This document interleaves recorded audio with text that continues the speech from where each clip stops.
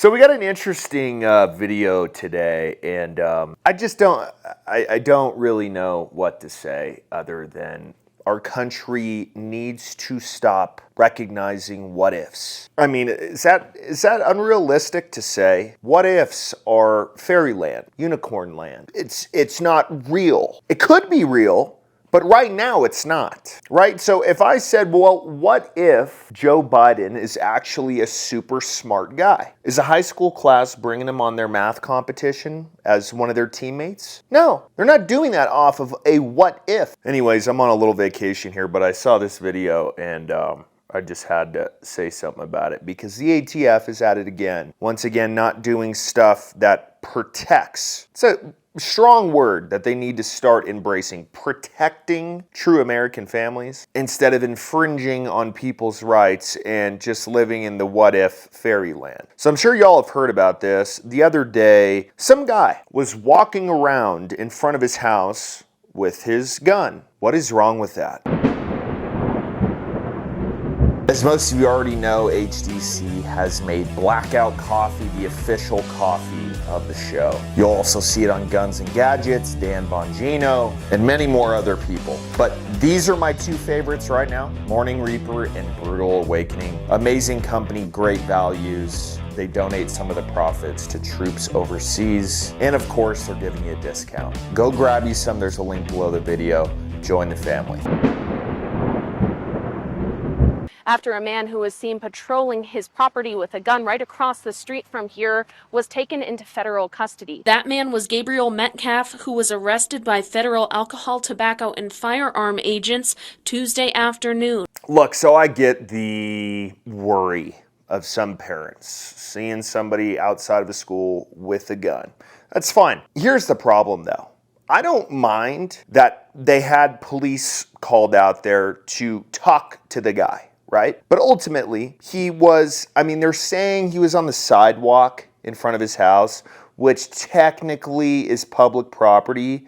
But look, if I'm cleaning up the weeds and making sure there isn't overgrown grass on the sidewalk in front of my house, I'm almost claiming that as my property because no one else is doing that. It's almost like I inherited it. But supposedly this guy stepped onto the sidewalk. And so they were saying, well, he's within 1,000 feet of the school. Okay, why don't we put this issue to bed? If you don't want people 1,000 feet from your school, or you want to keep this law in place where people can't have a gun within 1,000 feet of school, you need to buy every single house that's around schools, and you need to demolish them. If you have a problem with somebody exercising their Second Amendment, and they live, 1,000 feet from a school or across the street from the school, you're just taking their rights away at this point? I mean, that's what happened to this man. Now look, once again, I don't mind them going over there and be like, hey, we're just checking if everything's cool. What if the dude said, well, you know what, there's been a lot of mass shootings, so I'm providing security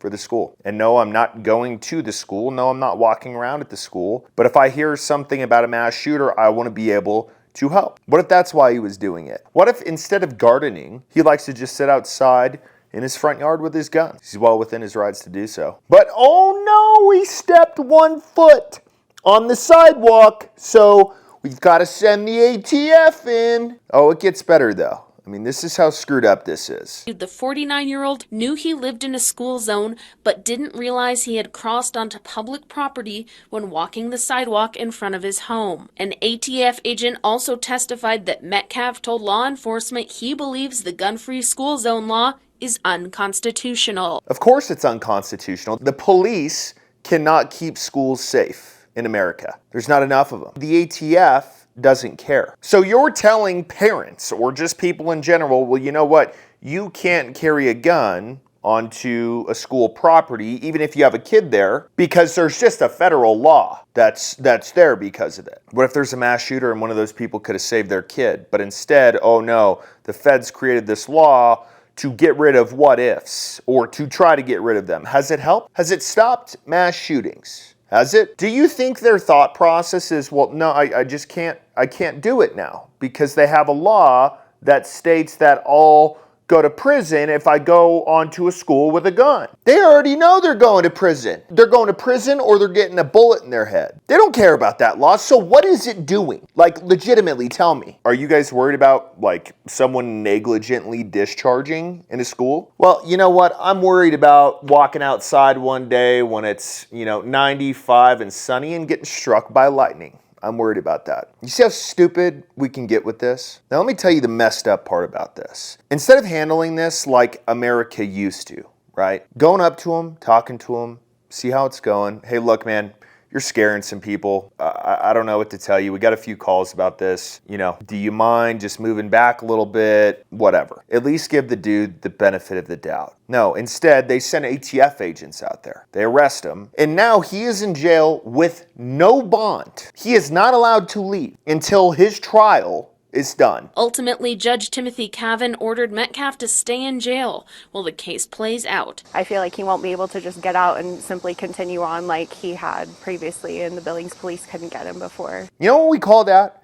That's a prisoner. That is a political prisoner. It has nothing to do with the guns. He didn't hurt anyone. He didn't threaten anyone. He was on his property. And because the ATF has such a big stick up their ass, now he has zero freedom. Zero freedom. And if he gets convicted, he'll have none. But no. We have parents who are like, oh, thank God he's put away. If we're going to play the what if game in America, like, oh, well, what if this dude just shot people across the street at the school? If we're going to play that game without any evidence that he was going to do something like that, we need to play the other side as well. Well, what if this dude was just watching out for the kids? What if this dude was just a dude who likes to sit in his front lawn with his gun? That's the problem with our government. There is no good what if. It's only bad what ifs. And we're done with it. We're tired.